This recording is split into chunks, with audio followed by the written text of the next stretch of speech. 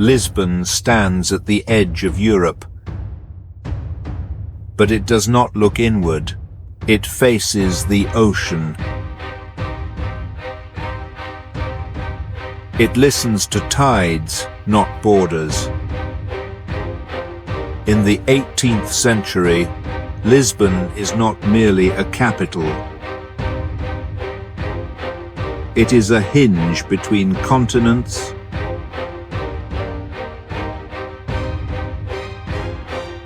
between faith and profit,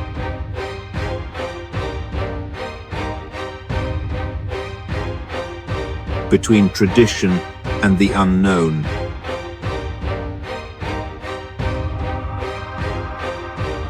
This is a city built on wealth from elsewhere and confidence at home, for now.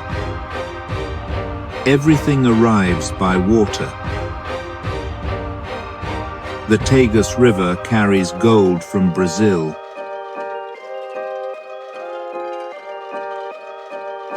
Sugar from plantations, spices, timber, slaves, and silver.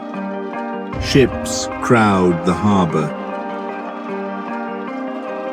Sails rise like moving architecture.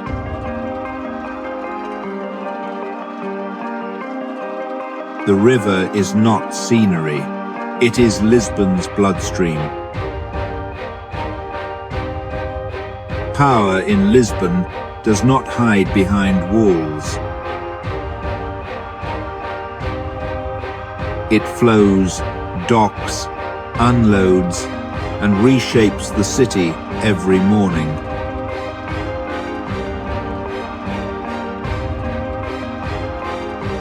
As long as the river delivers, the empire endures.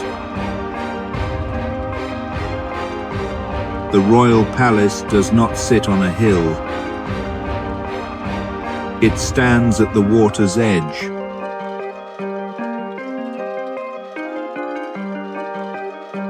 From its windows, kings watch ships arrive, inspect cargo, and measure power by tonnage.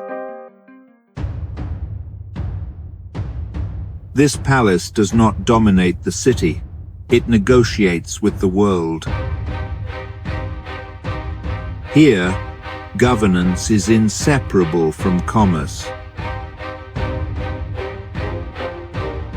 Decisions are made with the sound of waves below.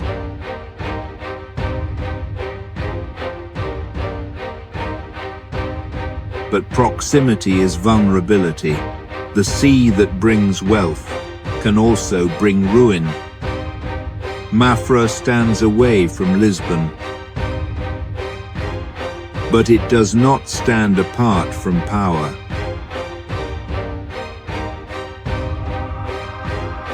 In the 18th century, King João V turns devotion into scale.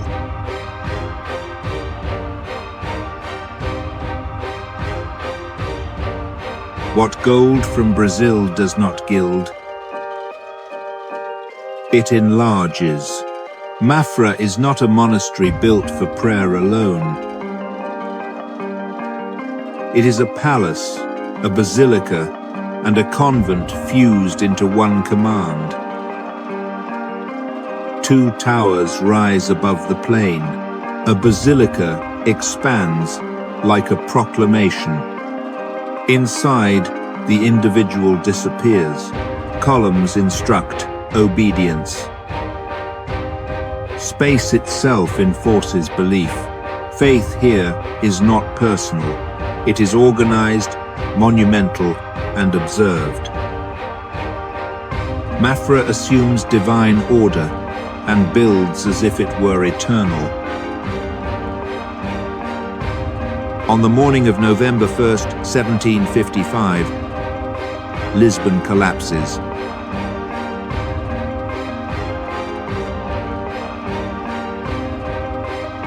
The ground shakes, buildings fall. Churches crack open during Mass.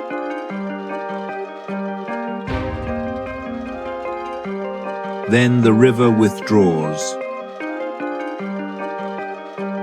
and returns as a wall of water.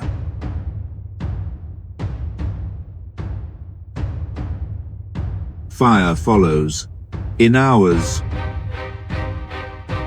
the capital of an empire is unrecognizable. This is not just destruction, it is a philosophical shock. If God rewards faith, if order is divinely protected, why does the city burn? Lisbon does not simply lose buildings, it loses certainty.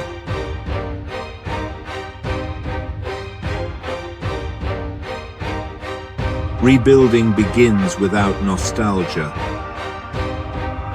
The old city is not restored, it is replaced. Straight streets, uniform blocks, measured facades. Baixa Pombalina is not beautiful by accident. It is rational by design. Buildings are tested against earthquakes. Space is organized for surveillance, trade, and movement. The city is no longer trusted to tradition, it is entrusted to reason. Lisbon becomes a laboratory, one of Europe's first modern capitals. Where the royal palace once stood, there is now a square. Open, administrative, public, power steps back from the waterfront and becomes institutional. Here, authority is no longer embodied in a king, but distributed through offices, arcades, and procedures. The empire still exists, but it is now managed, not performed. Lisbon does not forget the past, it reorganizes it. As evening falls, the new city grows quiet. Oil lamps line geometric streets. Soldiers patrol predictable routes. Commerce slows, but does not disappear. Lisbon has learned restraint. It no longer believes itself untouchable. It no longer builds blindly upward. This is a capital that has survived itself, an imperial city, rebuilt not on faith or spectacle, but on calculation. Lisbon does not dominate the world anymore, it endures it.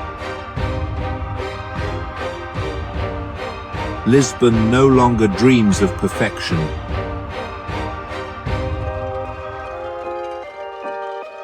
It has seen certainty crumble beneath its feet. It has watched the sea withdraw.